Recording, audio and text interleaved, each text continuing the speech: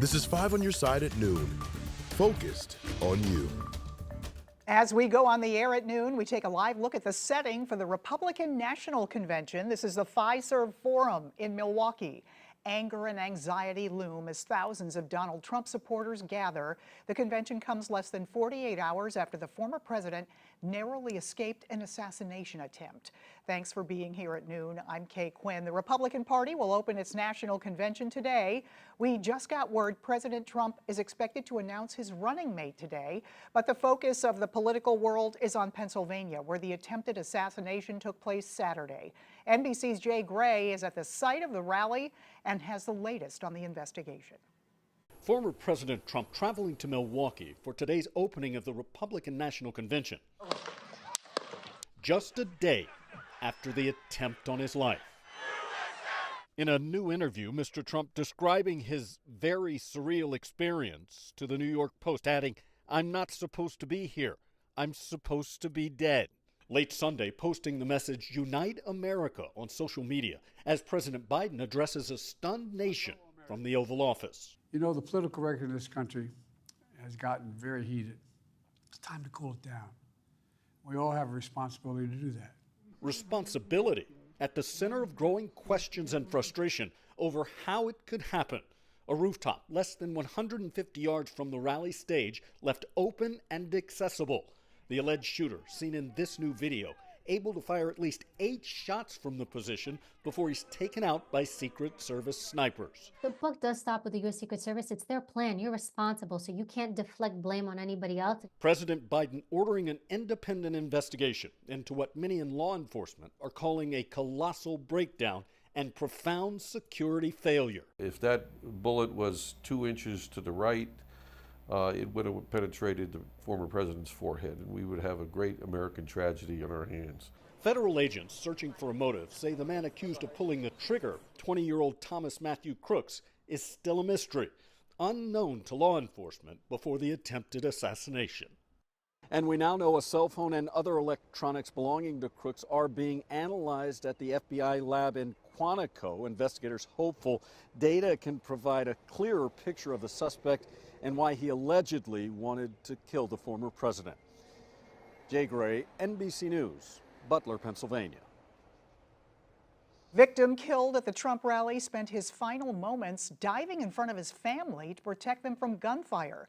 Pennsylvania Governor Josh Shapiro calls this man former Fire Chief Corey Comparatori. He's a hero. He was at the rally with his wife and daughter.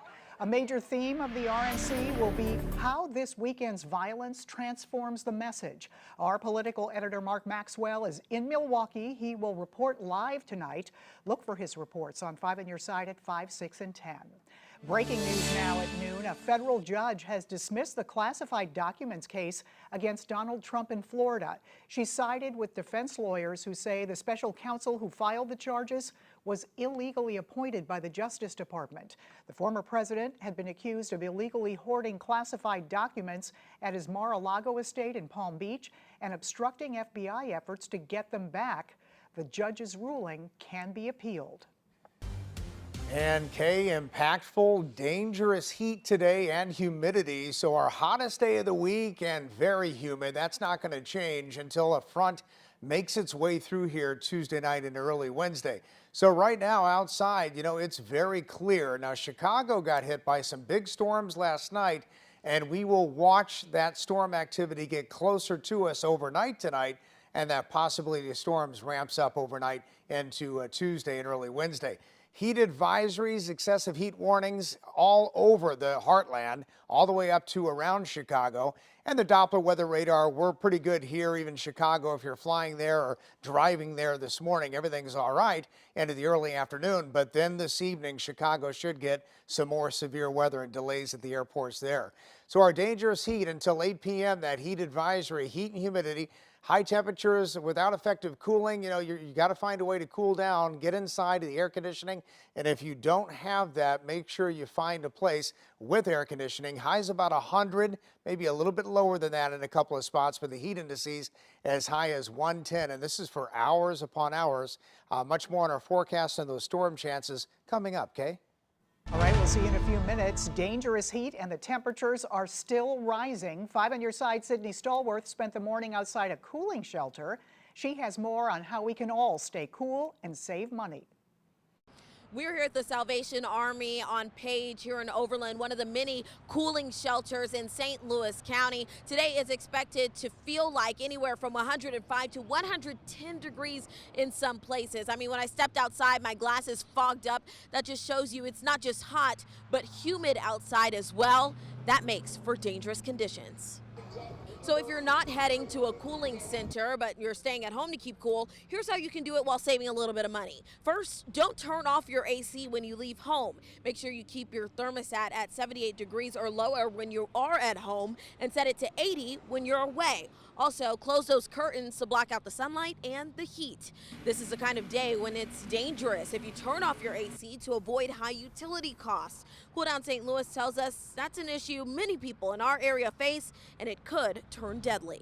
If they're disabled, physically disabled, or seniors, those are the victims this summer. This is a serious time in the next couple of days. You don't want to mess around. You don't want to think that you can beat Mother Nature, because you can never beat the heat.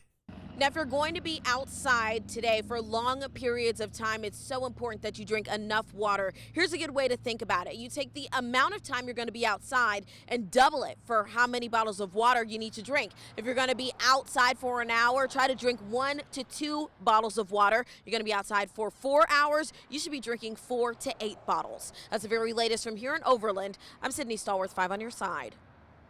And remember, the effects of heat are cumulative, so you want to spend time in an air-conditioned environment for at least a couple of hours every day when it's hot like this. For a list of cooling shelters where you can do that and other heat safety resources, text the word weather to 314-425-5355. We'll send you a link. Happening right now, a public safety exercise in downtown St. Louis. 8th Street between Clark and Sari is closed to traffic. You may see military equipment and heavy equipment stationed around Busch Stadium as the National Guard runs through drills. The exercises run through Wednesday. A traffic accident leaves a person dead in Eureka. Troopers responded to the scene on Highway 109 near Interstate 44 this morning. You can see the truck flipped on the side of the road. A second vehicle appears to have front end damage. The victim's name has not been released. Investigators in Crestwood today looking for the cause of a house fire.